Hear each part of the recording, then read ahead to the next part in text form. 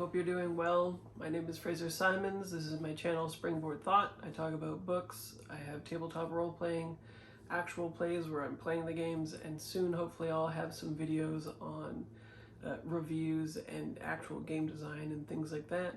But primarily these days I'm just talking about books. That's where my bandwidth is at. And today I'm going to be talking about Duck's Newburyport, which is the first book of which the US cover is better than the UK. I'm kidding. There's plenty of book covers that are better over here, but literary fiction wise it does seem to be more miss than hit. This is a book that is pretty polarizing. It made the Booker Prize shortlisting in 2019. I hadn't heard of it at all. I actually heard about it only just coming onto BookTube 3 months ago or so, and then I grabbed a used copy and was excited to see what I made of it because it was quite polarizing. I saw a video that was emphatically for it and I saw a video that was emphatically against it, and then the comments were very interesting.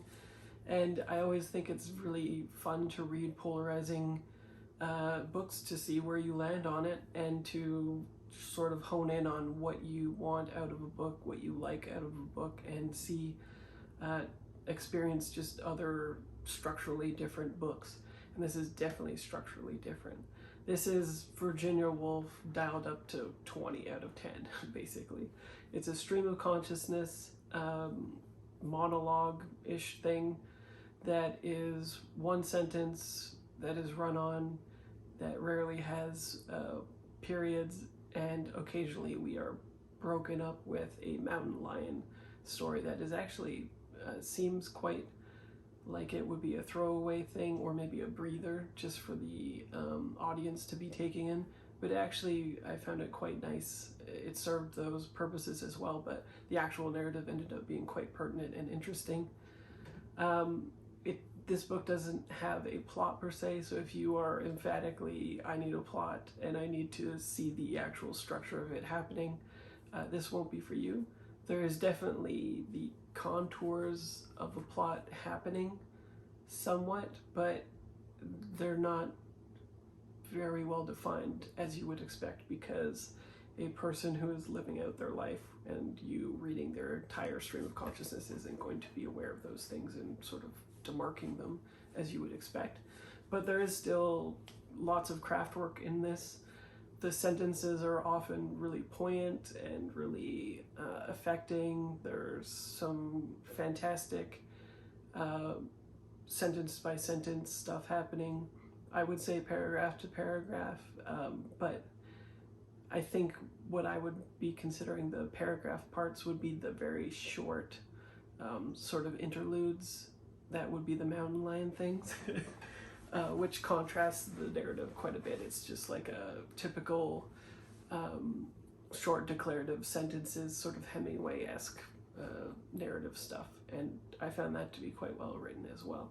So I think she's very eclectic and has good range and a good and because you see the contrast in the styles, you're sort of signaled by the narrative that Ellmann is deploying craft work and it's not just a gimmick, and you should be paying attention, and indeed you should. I even marked this red tab here is when I sort of understood exactly what was happening, and I made a prediction as to what the ending of the book would be because I started to see the beginnings of, plot in it, and I was right, by the way.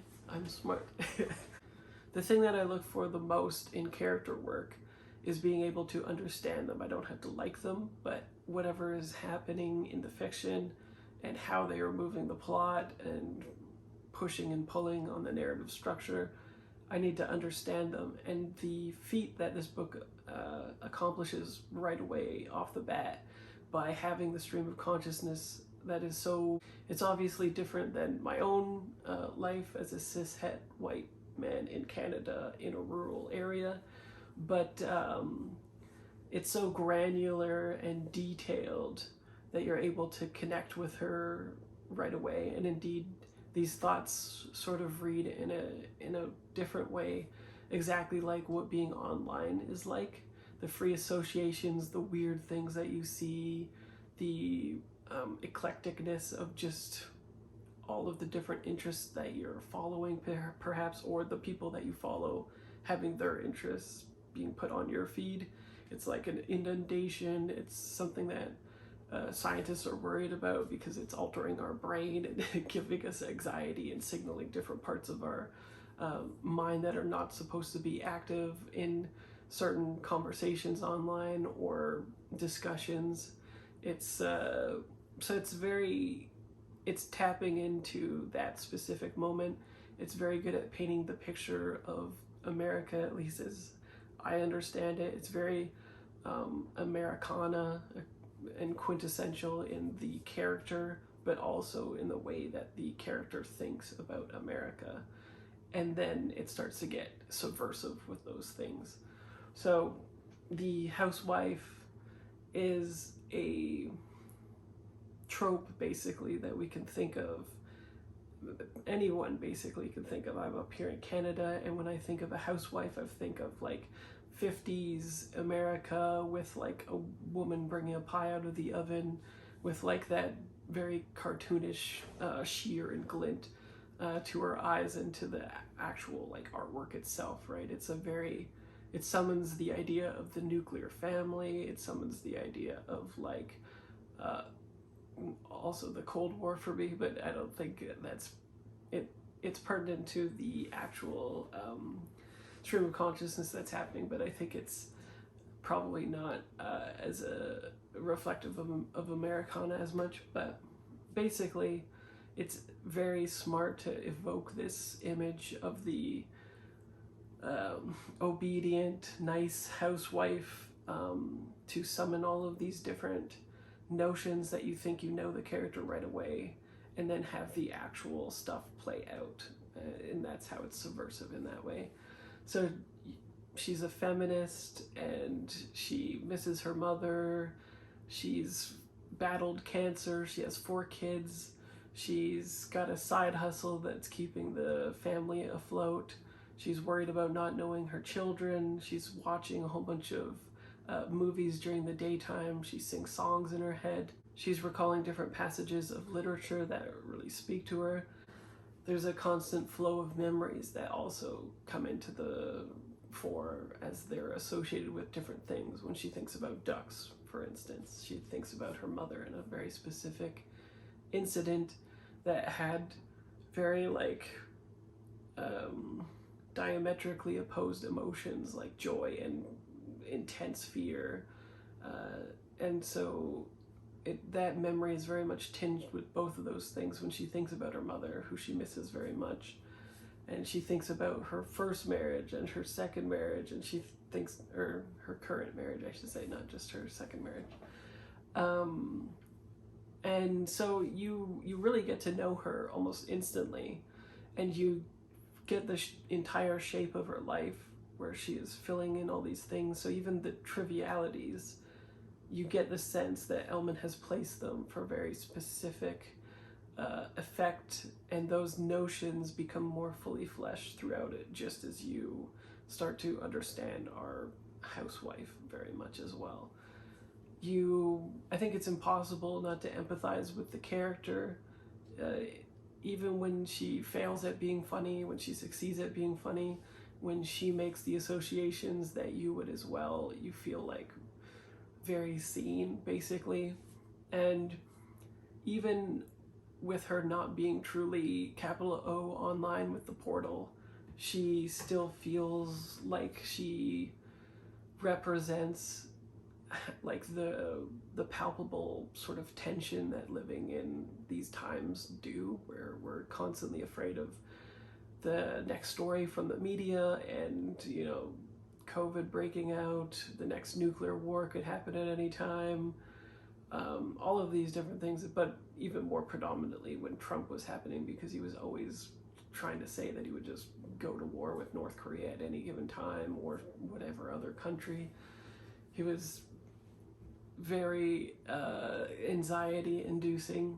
And even with that gone, though, the media is still doing its thing. It's still sort of crushing us into a sort of compliance where we never really are able to get the energy to mobilize and do any sort of real activism, because we're all either trying to tune out and take in a whole bunch of different TVs and movies or books or what have you, or we're so engaged that we're overly anxious and afraid, and that those emotions are just pronounced and accentuated throughout the course of our lives. So I thought it was really incredible. If you can't tell, I rated it 5 stars. And as I said, the sentence work is very great with it. It alternates so that you're breathing, and the references are cleverly put into it so that you're meant to free associate as well, I think. Like I guess it depends if you actually get the reference or not, but even if you don't, you might stop to look it up. And that kind of gives your brain a little pause and a refresh. But otherwise, you're sort of encountering a structure that is just like constantly bombarding you with thoughts and associations, just like the internet feels like it's doing as well. But it's it's just like a very empathetic experience, maybe the most empathetic experience, just because you're constantly in this person's head, and it feels like it would not be an interesting experience or good experience, but because of the granularity of it, you sort of start thinking about how anyone that you've ever really talked to, a lot of people say that they're boring and nothing happens in their lives, but if they were to put out their thoughts and tell you their innermost feelings and their machinations, they would be as interesting as this normal housewife becomes. And she definitely becomes one of the most interesting characters that I've ever encountered, just because of all the things that she thinks and the ways of which her and I meld together in what we agree on and disagree on, and everything in between, basically. So it's a very moving experience sometimes. It's definitely a book that I had to take breaks from sometimes, which I've never really had to do. But interestingly, it's sort of, I approached it as sort of like I read the same amount of hours I would in a day, but I would read maybe 50 pages, think about it, walk away, do other things, maybe put on the audiobook, and then come back to it and then read it again. So I was still able to finish it in the time that I expected to, which was about 3 or 4 days. But it felt, when reading it, like I needed more breaks, just because my mind was going off on tangents all of the time, and it was really, sometimes it would go off so frequently that I knew that the last time that I returned to the text, I wasn't really there, and my brain was just like overdriving it, basically. So I actually appreciated that quite a bit about it, though. I think I took in more of the text because it forced me to do that. It's also was really interesting because of all of these media associations with it. That's how my brain is as well, as a millennial. Everything that I see reminds me of like an ad or a song or a movie or a TV show. My mind is very vivid and remembers a lot of granular detail like that. And so it was just kind of interesting in a sort of like, again, this text kind of sees me kind of way, where I didn't really expect other people's minds to function in that way, or at least ostensibly older people than me, for their mind to function like that. And maybe it's just sort of the same but even more hyperbolic or something like that with younger people, because we're constantly obsessed with taking in consuming more and more content than even this woman was, by far. I would say she's actually quite productive. And it's sad that she even saw her life as sort of not meaningless, but she wants to accomplish more, and she is worried about her children and the job that she did, and that she isn't like a more important person sometimes. Just the kind of free-flowing thoughts that everybody has, like imposter syndrome and all that. But it also, the text makes it very clear very often that she has accomplished so much. And by the end, so much stuff has happened in relation to all of these thoughts that it feels almost like in real life as well, when you think about certain things and they are made manifest in life, it can feel like something like fate or destiny, or what people who believe in faiths would probably call faith, right?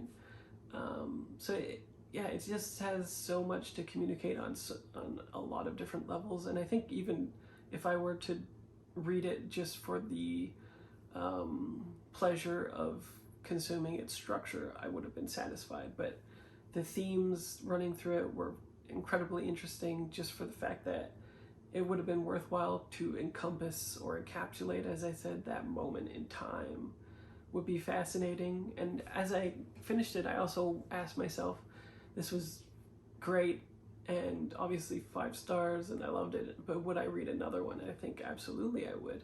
If there was another book of this woman later on in her life or younger, this could absolutely work. And the fun thing about it approaching the end too is near the middle I was like questioning if this is a book that needs to be this long, and at the end I think you would come to the conclusion that it definitely needs to be this long, even though it is massive book. I should have taken some pictures of me reading at night. I had to like contort my body into certain ways in order to hold it, because where the spine was and stuff. But it was all worth it. I definitely recommend this book. I'd love to get other people's thoughts on it.